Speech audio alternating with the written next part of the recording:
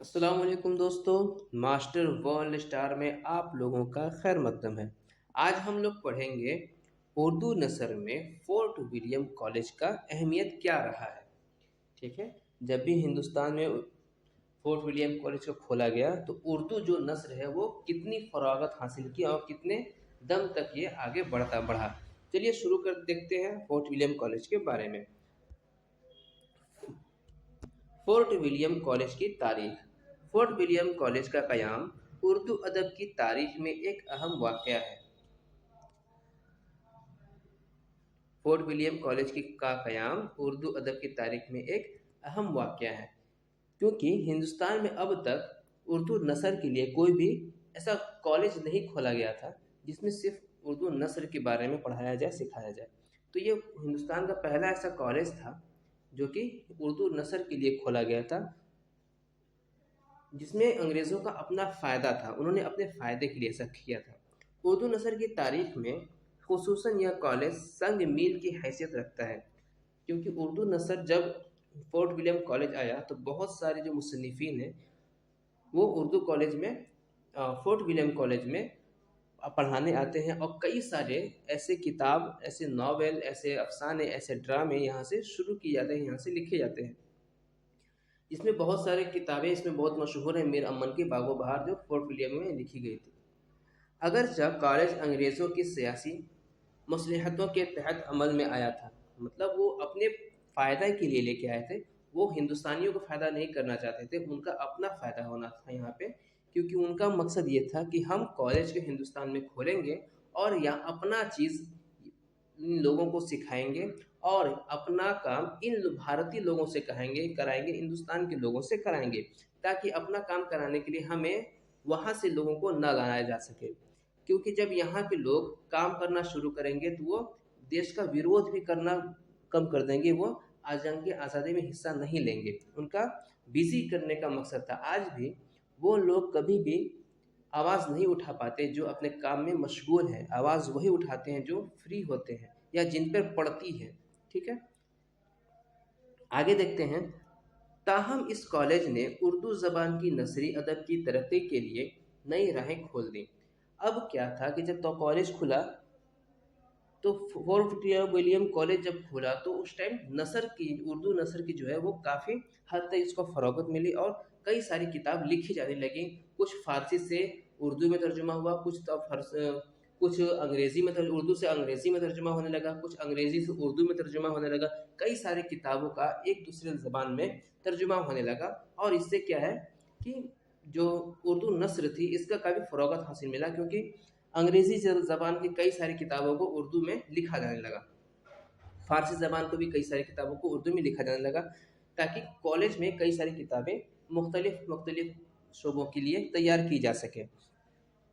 सरज़मीन हिंद पाक में fort William college मगरिबी तर्ज का पहला तालीमी अदारा था।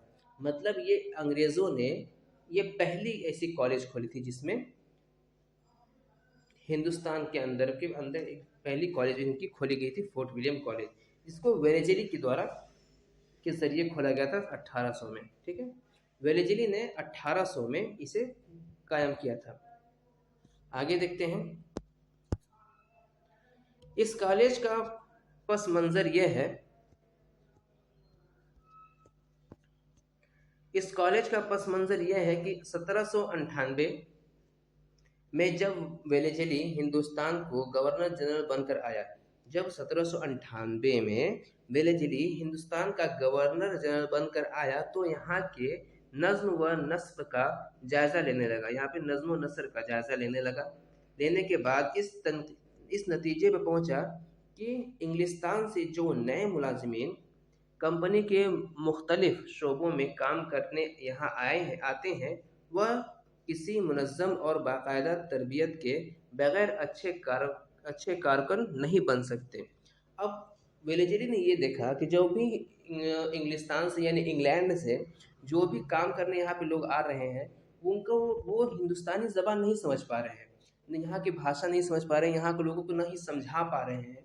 तो तो उन्हें काफ़ी दिक्कत हो रही है ये चीज़ों के लिए। तो उन्हें सिखाने के लिए और यहाँ के लोगों को भी अंग्रेज़ की तरफ बनाने के लिए उन उसे एक प्लान सूझा, उसने एक कॉलेज का स्थापना की, इस कॉलेज की शुरुआत की, जिससे यहाँ के लोगों को अंग्रेज़ी सिखाया जाए, अंग्रेज़ का सोच बनाया जाए, शक्ल हो हिंदुस्तानी लेकिन सोच हो इंग्लिस्तानी। ये उनका कहना था कि हम यहाँ के लोगों को ऐसा बनाएंगे कि शक्ल हिंदुस्तानी हो और इनका सोच जो है वो इंग्लिस्तानी हो, ताकि वो हमारे खिलाफ कभी भी बगावत ना कर सके, हमारे खिलाफ कभी भी आज़ादी की मांग ना कर सकें। ये उनका चाल था फोर्ट विलियम कॉलेज खोलने का। तो जब वेलेजरी ने हिंदुस्तान में फोर्ट विलियम कॉलेज खोला, तो ये देखा था कि जब भी बाहर से जितने भी लोग आ रहे हैं यहाँ पे, उनको काम करने में काफ़ी दिक्कत हो रही है, क्योंकि वो यहाँ के भाषा नहीं समझ पा रहे हैं। और अपना यहाँ पे कदम जमाए के रखने के लिए उसने ये कदम उठाया कि यहाँ के लोगों को यहाँ अपनी ज़बान सिखाएंगे, ताकि यहाँ के लोग हमारे लिए काम करें, वो हमारे अंदर ज़िंदगी हमेशा के लिए वो गुलाम बनकर रहे। ये मकसद था फोर्ट विलियम के खोलने का। आगे देखते हैं, वेलेजरी के नज़दीक एक मुलाजिमीन की तरबियत के दो पहलू थे। एक उन नौजवान मुलाजिमीन की इल्मी काबिलियत में इजाफ़ा करना था, और दूसरा उनकी हिंदुस्तानियों की मिजाज और उनकी ज़िंदगी के मुख्तलिफ़ शोबों और उनकी ज़बान और अतवार तरीक़े से वाकिफ़ दिलाना था। मतलब जब वो सिखाएंगे, बहुत सारी अंग्रेज़ी किताबों को उर्दू में और फ़ारसी में तब्दील किया गया, तर्जुमा किया गया। तो इसमें क्या था, अब इसके ज़रिए वो अपनी जो कल्चर थी, अपना जो संस्कृति था वहाँ का, इंग्लैंड का जो भी नियम कानून था, अब वो धीरे-धीरे वो उर्दू में तक़सीम बदल के उसको तर्जुमा करके अब धीरे-धीरे यहाँ के लोगों को सिखाने लगा। और पूरा सोच जो है, उनका जो पूरा अपना जो सोच है वो धीरे-धीरे हिंदुस्तानियों के अंदर भरते चले गए। यहाँ का तक कि उन्होंने पूरा ड्रेस जो है, कॉलेज का जो ड्रेस था बिल्कुल हिंदुस्तानियों से अलग करके अपना पूरा अंग्रेजी कल्चर में लगा दिया था, और धीरे धीरे उसको बढ़ाने शुरू कर दिया। अब आगे देखते हैं।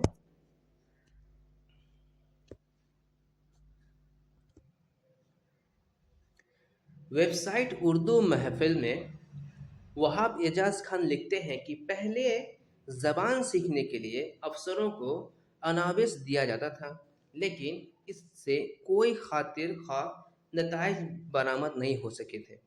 इसलिए जब वेलेजली गवर्नर जनरल बनकर आया, तो उसने यह ज़रूरी समझा कि अंग्रेज़ों को यहाँ हुकूमत करनी है, तो उसका तकाज़ा यह है कि कंपनी के मुलाज़िमीन का मुकामी ज़बान और माहौल से आगाही के लिए तालीम व तरबियत का बाकायदा इंतज़ाम किया जाए।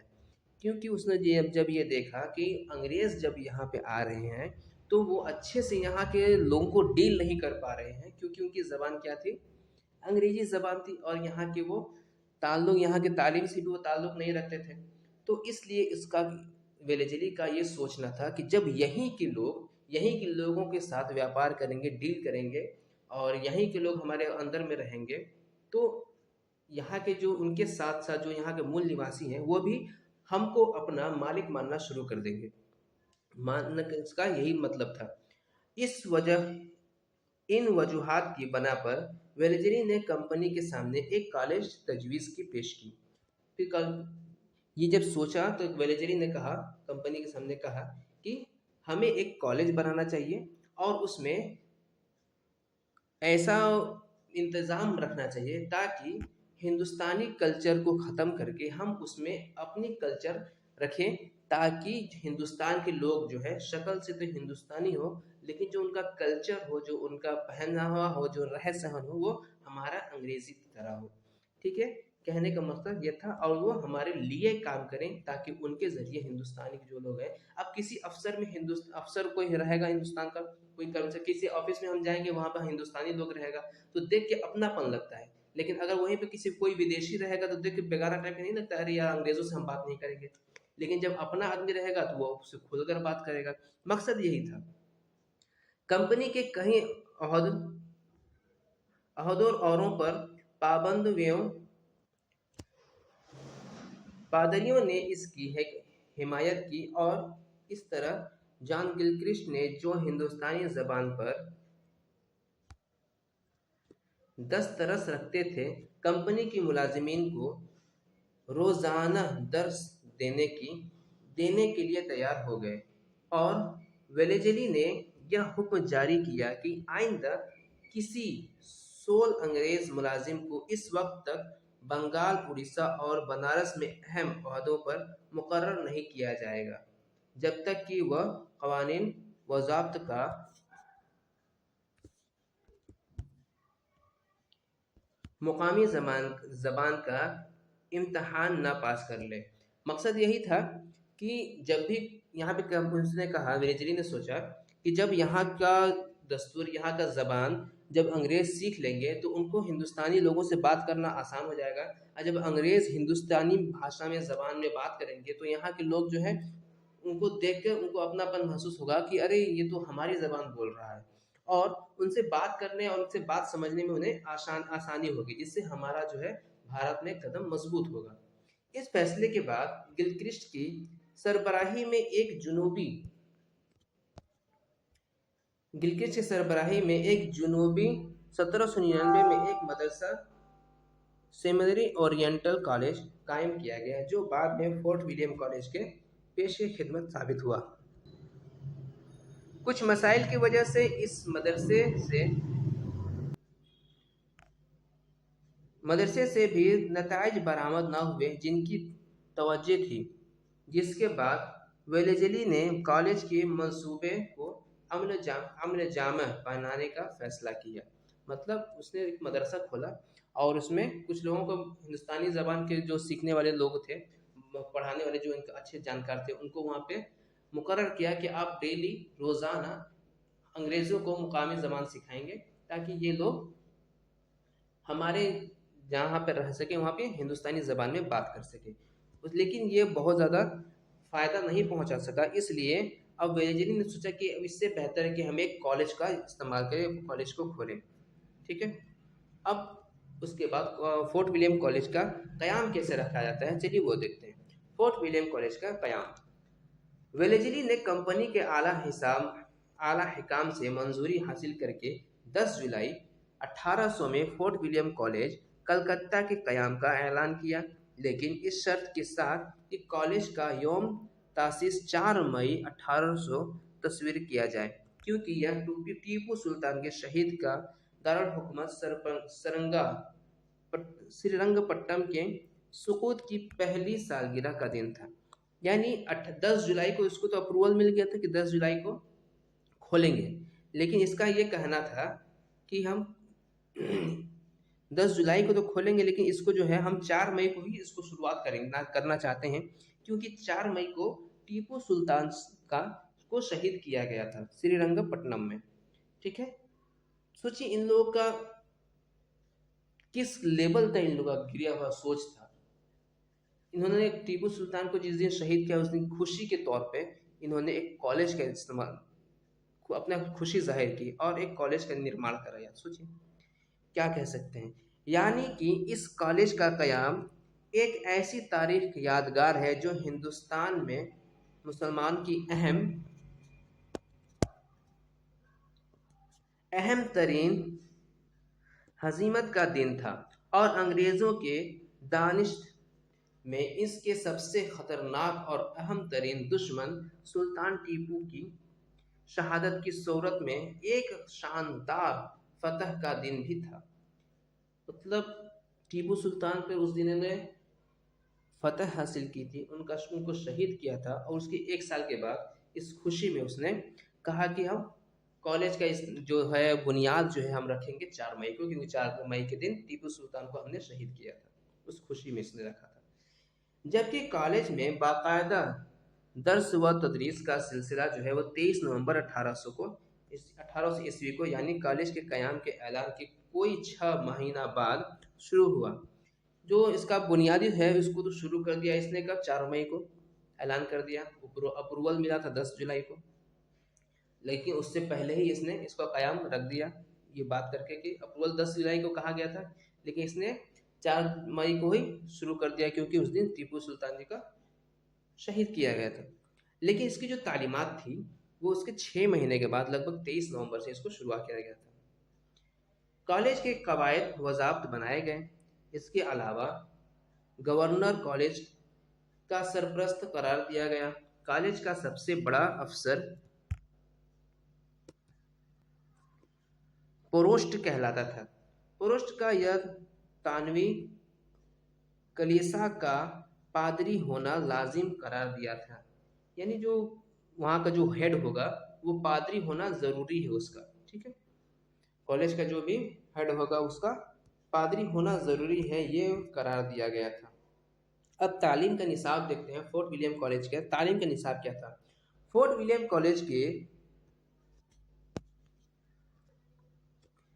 रेगुलेशन के तहत कॉलेज में अरबी, फारसी, हिंदुस्तानी जिसे उर्दू ज़बान कहा जाता है, संस्कृत, मरहट्टी और कड़ी ज़बानों के शोबे कायम किए गए। इसके अलावा आसामी, कफ़ा, हिंदू धर्म, अखलाकियात, असूल कानून, बरतानवी कानून, माशियात, जोग्राफिया, रियाजी, यूरोप की जदीद ज़बानें, अंग्रेज़ी, अदबियात, जदीद व कदीम तारीख़, हिंदुस्तान, दक्कन की कदीम तारीख़, तबियात, केमिस्ट्री और उलूम नजूम वगैरह। ये इतने सारे जो निसाब बनाए गए, इतने सारे इसमें सब्जेक्ट रखे गए थे फोर्ट विलियम कॉलेज में की तालीम को बंदोबस्त किया गया था। कॉलेज में मशरिक ज़बान की तालीम पर सबसे ज़्यादा जोर दिया जाता था क्योंकि उनका मकसद ये था कि हिंदुस्तानियों को अंग्रेज़ी ज़बान जो है उसको ज़्यादातर सिखाया जाए और हिंदुस्तान में अपनी कल्चर को लाया जाए। ये मकसद यही था उनका। इसलिए अलसना शरकिया के शोबों में अंग्रेज़ पादरियों के अलावा प्रोफेसरों के मदद के लिए शोबे में मुंशी और पंडित भी मुकर्रर किए गए थे। हिंदुस्तानी ज़बान के शोबे में पहले 12 मुंशी मुकर्रर हुए, जिसे बाद में बढ़ाकर 25 कर दिया गया।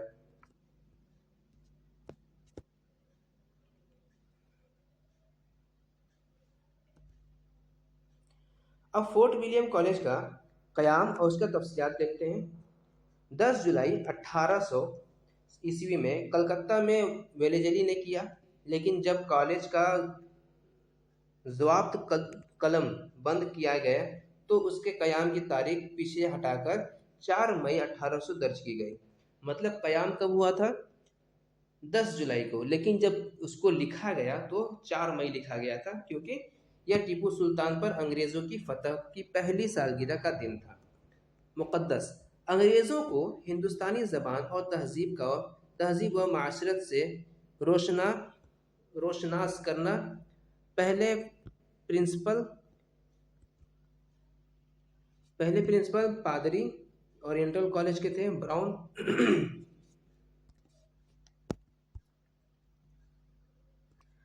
उसके बाद सदर शोबा हिंदुस्तानी